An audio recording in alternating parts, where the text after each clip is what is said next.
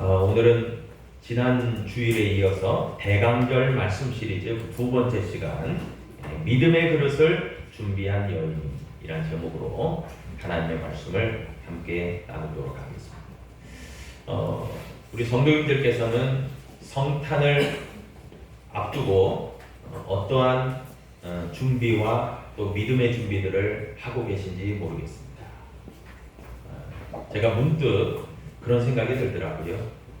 오전 8시 50분 우리 유초등부 예배 때에도 함께 하면서 또 말씀을 나누었던 내용이기도 하지만 우리 아기 예수님을 경배하러 먼 거리를 마다하지 않고 동방에서부터 아기 예수님을 경배하기 위해서 황금과 유향과 몰약을 준비하고 그 먼 거리를 수개월에 걸쳐서 여정을 진행하고 마침내 베들레헴에 도착해서 아기 예수님을 방문하고 경배했던 동방박사들. 여러분, 그 동방박사들이 피크닉으로 놀러 또 때로는 좀 즐겁게 그런 마음으로 베들레헴까지 왔겠습니까? 그들에게 주어진 하나님의 거룩한 부담감과 어떤 사명이었으리라 분명히 생각합니다. 왜냐하면 성경에 그렇게 기록되어 있기 때문에 그렇습니다. 그런 의미에서 우리 성도님들께서도 성탄절을 앞두면서 특별히 성탄 오늘 저녁에 있는 축하 발표회 사실 부담도 될 때도 있어요. 저도 이제 목회자이기 때문에 그런 생각도 해봤어요. 저도 좀 우리 성도님들에게 자유함을 드릴까 해서 이제 선포하기를 이제 한 12월 초부터 이번 성탄 축하 발표회는 맛있는 거 먹고 즐겁게 놀고 우리가 끝냅시다. 이러면 우리 성도님들께서 와 진짜 목사님 끝내주신다. 진짜 멋있다. 우리 목사님은 진짜 신세대에 탔다. 진짜 시대를 앞서간다. 즐거워하다가도 이제 먹고 마시고 즐겁게 놀다가 성탄 그 시즌이 끝나면 상당히 남는 것은 좀 없다라는 생각이 들어요. 그런 의미에서 우리 성도님들께서 비록 분주하고 또 준비를 해야 되니까 신경도 쓰이고 부담되고 그래도 그 모든 것들이 거룩한 부담감으로 다가와서 하나님의 은혜와 축복이 임하는 그런 놀라운 시간들 또 정성들 되기를 주님의 이름으로 축복합니다. 오늘은 그런 의미에서 믿음의 그릇을 준비한 여인이라는 제목으로 말씀을 나눌 텐데 우리가 지난 시간 대강절 말씀 시리즈 그 첫 번째 시간에서 세례 요한에 대한 이야기를 함께 나누었습니다. 세례 요한은 예수님보다 6달 먼저 태어났고 그리고 주의 길을 평탄하게 하고 주의 길을 예비했던 하나님의 사람이었죠. 그 인물이 얼마나 위대한 인물인지 예수님께서도 여자에게서 태어난 그 어떤 사람보다도 이 세례 요한이 위대하다라고 그렇게 설명까지 해주셨어요. 세례 요한은 위대한 인물입니다. 하나님의 길을 또 예수님의 길을 예비했기 때문에 그렇습니다. 그런데 오늘 본문에 나오는 이 여인은 그에 못지 않습니다. 아니요, 더 중요한 인물일 수 있습니다. 그 여인이 바로 예수님의 어머니 마리아입니다. 여러분, 마리아는요 출생지가 어딘지는 정확히 모르겠지만 어디에서 태어났다. 그러나 살았던 동네가 갈릴리 나사렛이기 때문에 아마 나사렛에서 태어났으리라 짐작이 충분히 됩니다. 이 마리아가 살았던 또 요셉이 살았던 이 갈릴리 지역의 나사렛. 여러분, 나사렛은 사실 성경에 나오듯이 나사렛에 무슨 선한 것이 나겠느냐, 나사렛에 뭐 대단한 게 뭐 있겠느냐, 굉장히 사람들에게 무시를 당하고 또 그 나사렛이라는 동네가 상당히 이렇게 뭐 중요하게 여겨지지 않은 동네예요. 그런데 예수님은 그것을 오히려 자랑스럽게 생각하시면서 그의 이름 앞에다가 나사렛 예수. 물론 그렇죠. 이제 그 유대인들은 자신의 고향을 앞에 붙여서 그렇게 이제 불리기도 했기 때문에 그래서 뭐 당연한 어떤 부분이 있겠지만 예수님은 적어도 나사렛 예수다. 그렇게 자신을 드러낼 정도로 나사렛이라고 하는 동네가 비록 세상적 평판과 기준에서는 미천한 동네, 중요성이 떨어지는 동네였을지라도 그러나 하나님이 보시기에는 예수님의 관점에서는 적어도 그러지 않았다는 것이죠. 이 마리아, 갈릴리 지역의 나사렛에서 살고 있었던 마리아, 그 여인은요 어찌 보면 굉장히 우리와도 비슷하게 평범하기만, 너무나도 평범한 여인이었다는 거죠. 대단한 가문도 아니에요. 귀족도 아닙니다. 대단한 족보가 있는 것도 아니에요. 대단한 살림살이가 있고 넉넉하고 풍족하게 살았던 사람들도 아니에요. 왜냐하면 그의 정혼한 남편 되는 요셉이 목수였기 때문에. 여러분 상당히 직업적으로 또 여러 가지로 그렇게 대단한 그런 집안은 아니라는 것을 우리는 알 수가 있죠. 그런데 그렇게 지극히 평범한 여인인 마리아에게, 나사렛에 살고 있었던 여인에게 놀라운 일이 일어나게 됩니다. 오늘 본문 말씀 누가복음 1장 26절에 보니까요, 천사 가브리엘이 하나님의 보내심을 받아 갈릴리 나사렛이라는 동네에 갔다라고 얘기해요. 예? 천사 가브리엘, 하나님의 대리자죠. 하나님의 사자죠. 이 천사 가브리엘이 특별히 중요한 임무를 띠고 메시지를 가지고 이 갈릴리 나사렛 동네라는 곳을 방문했다는 거예요. 그리고 이 변두리, 정말 이렇게 유명하지 않는 그 나사렛에 살고 있었던 이 평범한 이 여인 마리아에게요 찾아오게 되었다는 거예요. 여러분, 첫 번째로요, 이 마리아가 하나님의 택하심을 받은 이유가 있다면 저는 성경을 묵상하면서 그 생각이 들더라고요. 27절이 그 단서를 주고 있어요.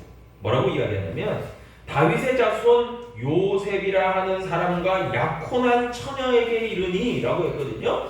그 여인이 마리아였어요.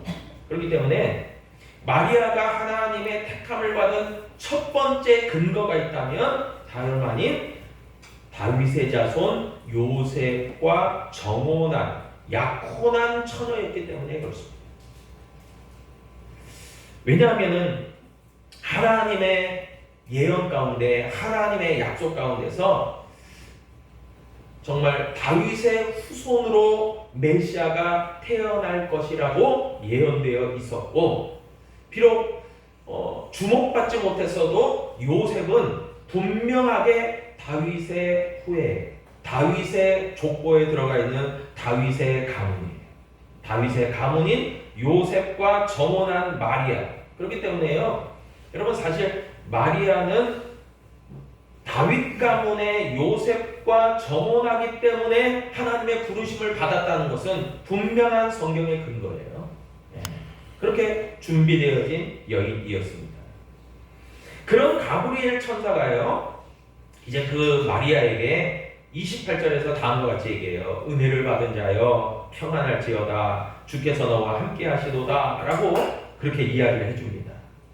여러분, 여기에서 이제 은혜를 받은 자여 라는 뜻은요, 다름 아니라 너에게는 하나님의 은혜와 성령이 충만하게 임할 것이다 라고 하는 것에 대한 이야기예요. 네, 여러분, 은혜를 받은 마리아야, 그런 너에게 하나님은 함께 하셔. 여러분, 이 하나님이 함께 하신다. 은혜를 받은 자여 하나님이 함께 하신다. 여러분, 이것을요 좀 잘 한번 들여다보세요. 무슨 의미가 있겠습니까? 천사 가브리엘이 그냥 단순하게 은혜가 충만하기를 바란다, 하나님은 너와 함께 하시는 거야, 그런 의미가 아니라 그 다음 구절을 예비하는 말씀이에요. 왜냐하면은 예수님에게는 첫 번째, 두 번째 예수님을 가리키는 그 말씀이 있잖아요. 무슨 뭐냐면은 바로 임마누엘이라는 말씀이, 그 이름이 예수님의 이름이에요. 임마누엘, 예수, 그 두 가지의 이름이 있는 거예요. 그런데 그 임마누엘이란 뜻이 뭐예요? 하나님이 우리와 함께 하신다.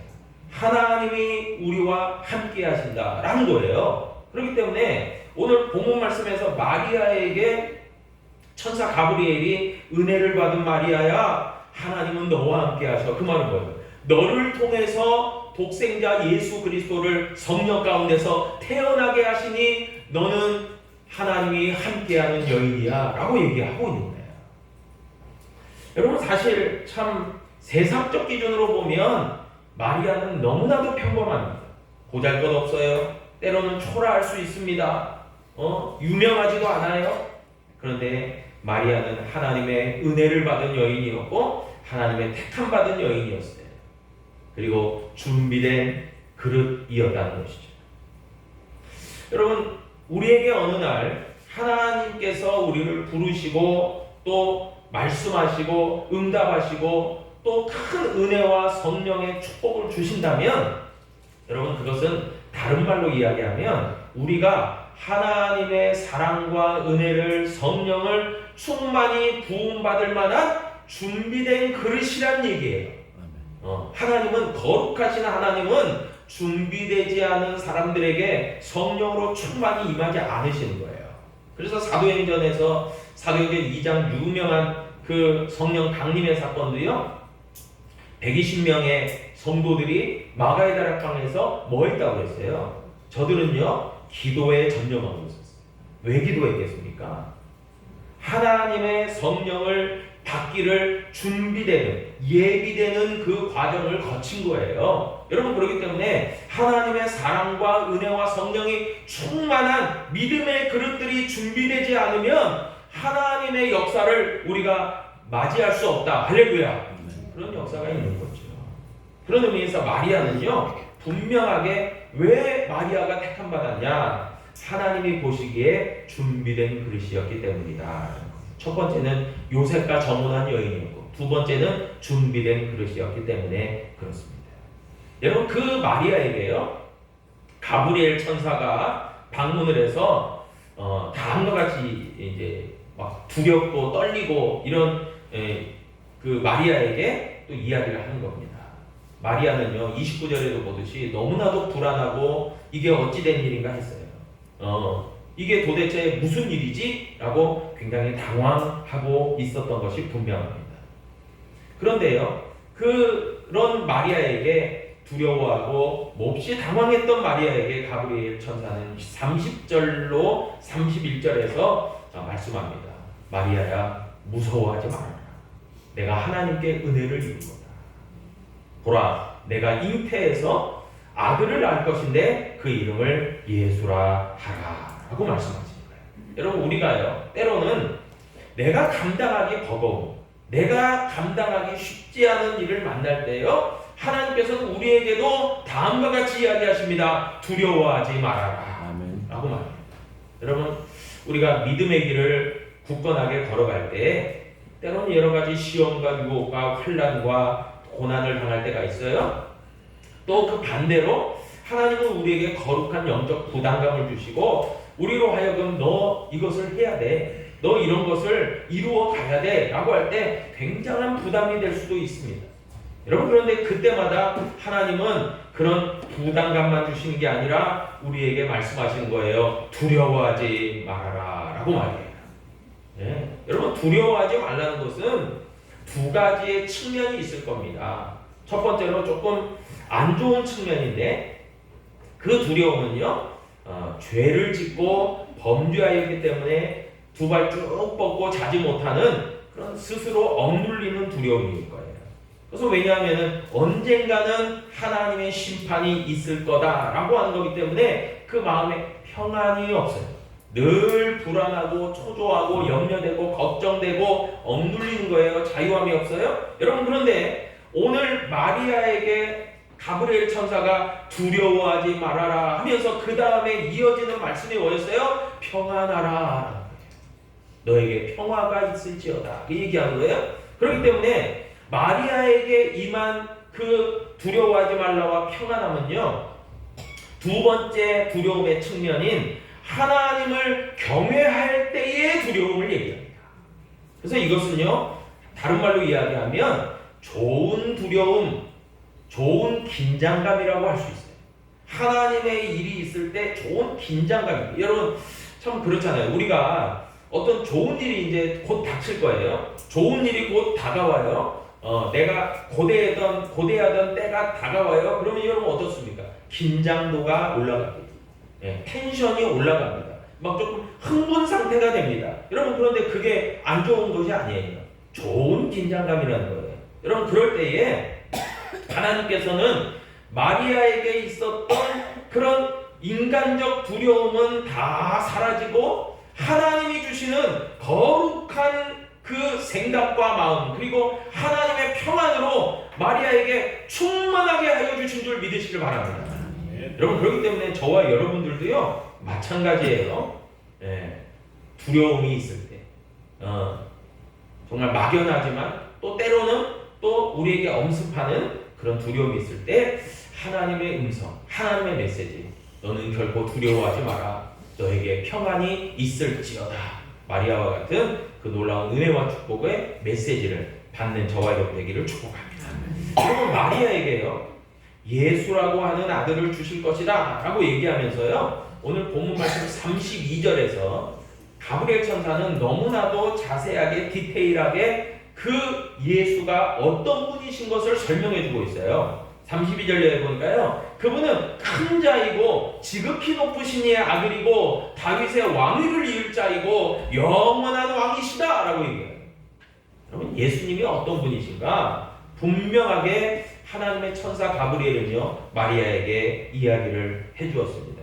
여러분 그럼에도 불구하고 사실 마리아가 준비된 그릇이었지만 정말 가브리엘 천사가 전하는 이 하나님의 말씀들이 상상도 못했던 것이고 그리고 사실 언뜻 자신의 어떤 그 생각으로 잘 이해되지도 않는 부분 영역이었다는 것이죠. 여러분 예를 들어서요 작은 그릇에 엄청난 물을 쏟아낼 때 여러분 어떤 결과가 이루어질까요?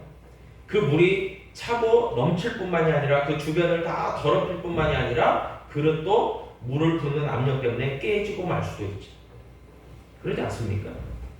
그런데요 하나님이 보시기에 마리아에게 이런 이해가 잘 안 되고 부담되고 도저히 나에게 이런 일이 어떻게 일어나지? 그리고 어떻게 나는 동정녀인데 난 남자를 알지 못하는데 어떻게 내가 아기가 태어난다고 하는 거지? 나는 요셉과 아직 정혼했지 나는 결혼하고 동거하지 않는 때인데 뭐 이럴 거 아니에요. 얼마나 생각들이 많았겠습니까? 여러분 그런데 그런 마리아에게 하나님은 이런 모든 말씀을 전하신 거예요. 그럴 때 하나님의 관점은 뭐예요? 마리아가 충분히 감당할 만하기 때문에 이 얘기를 전했다는 거예요. 여러분 그런 의미에서요 사실 우리의 생각과 판단보다 하나님의 생각과 판단이 앞선다는 것을 여러분 꼭 기억하시기를 축복합니다. 아멘. 나는 부족하다고 항변할 수 있어요. 하나님 나 그 부담돼요. 하나님 나 아직 준비가 안 돼 있어요. 하나님 나는 부족해요. 난 도저히 그게 감당이 어려워요 라고 우리는 항변할 수 있지만 하나님은 마리아에게 말씀하셨듯이 그러지 않다. 너는 충분히 준비되었어. 충분히 너에게 하나님의 은혜와 평안과 성령이 임할 거야. 또 너에게 하나님의 역사가 임할 거야. 여러분 우리를 부르신다는 거예요. 그런 의미에서 우린요 늘 거룩한 긴장감, 거룩한 부담감을 가지고 우리가 살아가는 것은 하나님의 사람들로서 마땅한 역사인 것이죠. 여러분 결론적으로요 오늘 38절에 보니까 저는 여기에서요 결론이 다 내려지더라고요. 이게 하나님 맞습니다. 여러분 첫 번째가 요셉과 정혼했기 때문에 마리아에게 이와 같은 일이 일어났어요. 두 번째는 마리아가 하나님 보시기에 준비된 그릇이었어요. 그런데 세 번째 마리아에게 왜 이런 일이 일어났는가를 보니까 마리아가 이야기하는 것에서 그 단서가 나옵니다. 38절에서 마리아가 이르되 주여 여종이오니 말씀대로 내게 이루어지이다. 아멘. 여러분 순종은요 그런 의미에서 잘 이해가 안 되고 부담이 되고 또 내가 선뜻 그것을 하고 할 수 있는가라고 하는 능력이 의심돼도요 여러분 하나님이 부르실 때 하나님이 사명을 주실 때 하나님이 맡겨주실 때 내가 그 말씀대로 되리다면서 하는 것이 순종이에요. 내가 능력이 많아서 아이고 나 다 할 수 있어요. 나는 충분히 가능해요. 여러분 그것은 어찌 보면 자신의 자만과 교만이지 순종은 아니에요. 그런데요 어떻습니까? 부담도 돼요. 참 그 말씀이 참으로 쉽지 않아요. 그럼에도 불구하고 하나님이 너를 부르신다 라고 할 때는요 아멘, 하나님의 말씀대로 내게 이루어지기를 바랍니다 라고 하는 그런 고백 속에서 하나님은 진정으로 우리의 삶 가운데 개입하시고 놀라운 은혜의 역사, 성령의 역사, 그 놀라운 열매들을 풍성하게 맺어 주실 줄로 믿습니다. 여러분 그렇기 때문에 순종할 때 하나님의 위대한 일은 시작이 되어지는 그 시작점이다라는 것을 우리가 알 수가 있습니다. 여러분 그런 의미에서 오늘 이 마리아의 어떤 그런 역사, 충분히 하나님의 예언이 성취되는 것이고 다윗의 자손으로 메시아가 오실 것이다. 준비된 그릇으로 하나님은 바라보셨고, 그리고 그 여인, 비록 보잘것없고 평범한 여인이었던 이 마리아지만 주여 주의 여종이오니 말씀대로 내게 이루어지이다. 귀한 순종이 이 놀라운 하나님의 위대한 역사를 또 시작하게 되는 그런 놀라운 역사가 일어난 것을 저와 여러분들이 꼭 기억하고 믿음으로 날마다 하나님을 향하여 나도 준비되게 하여 주옵소서. 믿음으로 준비된 그릇이 되게 하여 주시옵소서. 그러므로 이 성탄이, 이 하나님 아기 예수님의 탄생이 내가 준비됨으로 말미암아 그 예수 그리스도를 내가 영접하고 내가 하나님의 사람으로 다시 태어나고 하나님의 역사를 이 땅 가운데 이루어가는 준비된 그릇이 되게 하여 주옵소서. 그 믿음의 고백과 간증이 이 성탄의 시간에 우리 가운데 있기를 주의 이름으로 축복합니다. 기도하겠습니다.